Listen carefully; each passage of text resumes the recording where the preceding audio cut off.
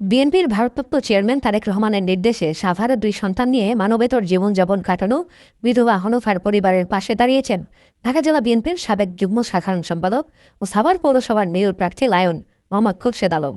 সোমবার সকালে দলীয় নেতাকর্মীদের সাথে নিয়ে খুরশেদ আলম ছুটে যান সাভার পৌরসভার জামসিং এলাকার দরিদ্র অসহায় ওই বিধবা হনুফার জরাজীর্ণ কুটিরে। এ সময় বিএনপি নেতা খুরশেদ আলম বিধবা হনুফার পরিবারের খোঁজখবর নেন এবং ঘর নির্মাণের জন্য তারেক রহমানের পক্ষ থেকে তার হাতে তুলে দেন আর্থিক সহায়তা। এ সময় সাংবাদিকদের সাথে আলাপকালে খুরশেদ আলম বলেন, বিএনপি উন্নয়ন ও গণমানুষের রাজনীতি করে, আমরা তার প্রতিফলন ঘটাতে চাই সাভারে।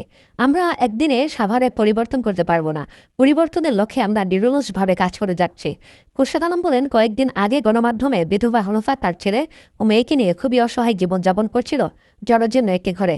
সেই সংবাদটি দেখার পর দেশনেতা তারেক রহমানের নির্দেশে আমি এই মানবিক কার্যক্রম হাতে নিয়েছি। তিনি সবসময় জনগণের দুঃখ কষ্ট লাঘবে আন্তরিকভাবে কাজ করে যাচ্ছেন। অসহায় অনেক পরিবারের পুরো দায়িত্ব রয়েছে তারেক রহমানের কাঁধে। তার তত্ত্বাবধানে পরিচালিত হয় মাদ্রাসা, হাসপাতাল। নিজ উদ্যোগেই এগুলোর খরচ বহন করছেন তিনি।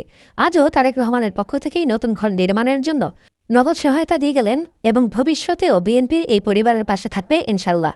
এ সময় সাভার পৌর ১ নম্বর ওয়ার্ড কাউন্সিলর প্রার্থী ও ভিক্টোরিয়া স্পোর্টিং ক্লাবের সাংগঠনিক সম্পাদক মনিবুর রহমান চম্পক, ২ নম্বর ওয়ার্ড কাউন্সিলর প্রার্থী ইয়া রহমান উজ্জ্বল, ৩ নম্বর ওয়ার্ড কাউন্সিলর প্রার্থী রাশেদুজ্জামান বাচ্চু, ৭ নম্বর ওয়ার্ড কাউন্সিলর প্রার্থী ইউনুস খান, ৮ নম্বর ওয়ার্ড কাউন্সিলর প্রার্থী মোশাররফ হোসেন মোল্লা ও পাথালী ইউনিয়ন বিএনপির সহসভাপতি হজরত আলী ও সাভার পৌর ছাত্রদল নেতা তাজ খান নাইম সহ বিএনপি ও এর অঙ্গ সংগঠনের বিভিন্ন নেতাকর্মীরা উপস্থিত ছিলেন।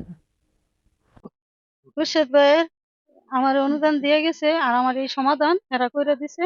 এরা আর চম্পক ভাই এরা উছিলায় আমার এই সমাধান করছে। এরা আমার পাশে থাকবো আর আমার দেখবো বলছে। সবকিছু সমাধান করে দিয়ে গেছে। রহমান রহিম। আমার আপা যখন জানতে পারলাম তার এই অবস্থা, তখন আমি পরপর ২ বার এখানে আসছি এবং আমার তার আর্জিটা আমি খোরশেদ ভাইকে জানাইছি। জানানোর পরে খোরশেদ ভাই বলছেন আমি আসবো এবং অবশ্যই তাকে এর ব্যবস্থা করে দিব। আর খোরশেদ ভাই বলছেন দেশনায়ক তারেক রহমানের পক্ষ থেকে আমি এসে তাকে যা করার আমি করব। ইনশাল্লাহ তিনি আসছেন। আর আমি সবাইকে বলবো, এলাকাবাসী সবাইকে বলবো যে আসলে যদি খারাপ অবস্থায় যেই থাকুক তার পাশে আপনারা সবাই দাঁড়ান। এবং বিধবা অনুপা বেগম, ওনার বাড়িঘর কিছু দুষ্কৃতিকারী রাস্তা নেওয়ার কথা বলে ওনার জমি নিচ্ছে, বাড়িঘর ভাঙে ফেলছে। বৃষ্টিতে উনি অসহায়, 2টা বাচ্চা নিয়ে অসহায় অবস্থা আছেন। এটা জানার পর আমরা দলের হাইকমান্ডের সাথে কথা বলছি। আমরা দলের বিএনপির ভারপ্রাপ্ত চেয়ারম্যান তারেক রহমানের পক্ষে আসছি। আমরা ওনাকে একটা আর্থিক অনুদান দিয়ে গেলাম এবং ওনার বললাম এরপরও যদি ওনার কোনো আরো আর্থিক সহযোগিতা লাগে আমরা তার পাশে আছি। আমার সাথে আমার কাউন্সিলর প্রার্থীরা আছে, তারা সবাই মিলাই সব একযোগে আমরা এই মহিলার পাশে আছি। উনি যাতে ভবিষ্যতে এইরকম ঘটনার শিকার না হয়, আমরা তার পাশে থেকে যাবো। বিএনপি উন্নয়নের রাজনীতি করে, বিএনপি গণমানুষের রাজনীতি করে। আমরা তার প্রতিফলন ঘটাতে চাই সাভারে।